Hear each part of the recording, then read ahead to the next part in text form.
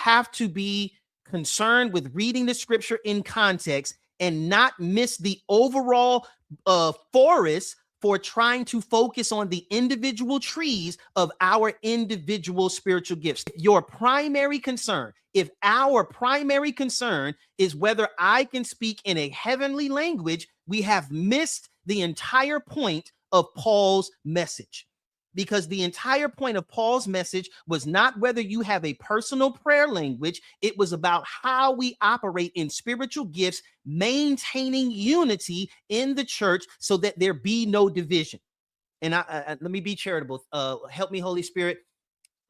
We have to be concerned with reading the scripture in context and not miss the overall forest for trying to focus on the individual trees of our individual spiritual gifts. Thank you, Holy Spirit. I bless you, Jesus. I thank you for that.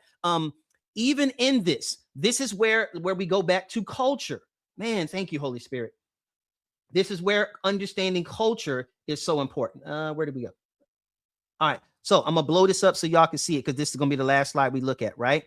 In their culture, right, it was all about community.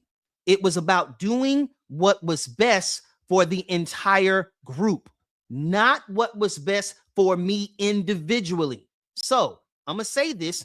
I will affirm, if you believe that you have an individual spiritual gift, use your gift to the glory of God.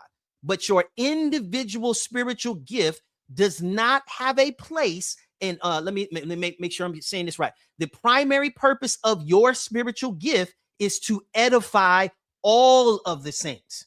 1 Corinthians chapter 12, verse 7. I'm going to put it on the screen so that we can see it one more time. All right, because I don't want anybody to miss what the scripture is saying, not what Kevin is saying. A manifestation of the Spirit.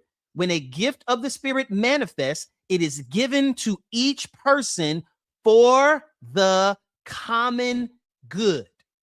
Whether it's wisdom, whether it's knowledge, whether it's faith, whether it is healing, whether it's miracles, prophecy, Paul is explicitly telling us that the operation and the usage of spiritual gifts is not for the primary purpose of benefiting me.